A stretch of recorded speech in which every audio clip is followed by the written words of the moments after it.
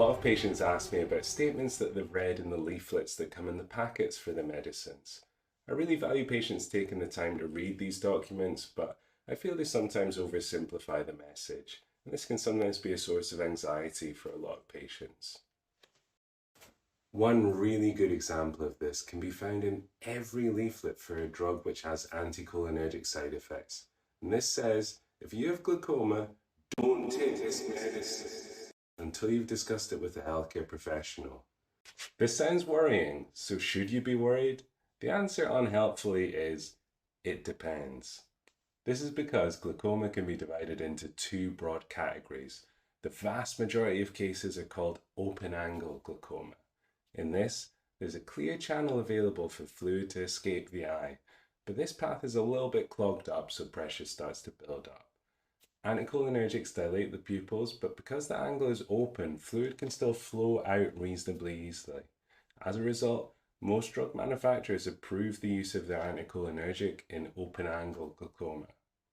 The other type of glaucoma, which is much more rare, is called angle closure glaucoma, or narrow-angle glaucoma. In this, you can see the ciliary body is pressed right up against the trabecular meshwork, so it leaves very little space for fluid to escape. When the pupils dilate in response to an anticholinergic, that little remaining space can snap completely shut, leading to a massive buildup in pressure. This would be extremely painful for the patient and could lead to permanent damage to their eyesight.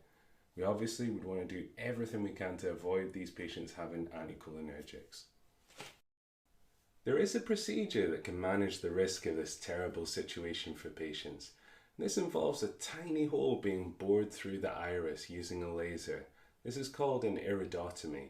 This creates a new channel for fluid to escape the eye, reducing the pressure. The patients who've received this treatment are now described as having treated angle closure glaucoma. This group of patients may be able to receive anticholinergics, but I feel it's sensible to exercise some caution within this group. So we now know how to answer this question. First, we need to find out what type of glaucoma the patient has. If we're not sure from the ophthalmology clinic letters, I would recommend avoiding anticholinergics until you're able to confirm this. If they have open-angle glaucoma, check the SPC and find out if the manufacturers approve it for this indication.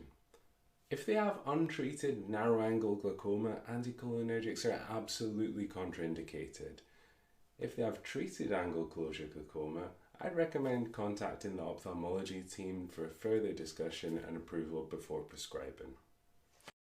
We're fortunate enough that anticholinergics are rarely the only option for patients, so whilst you're waiting a response, you could use an alternative treatment. So there you have it. If a patient asks you now, can I use my anticholinergic even though I've got glaucoma, you know exactly what to say. See you next time.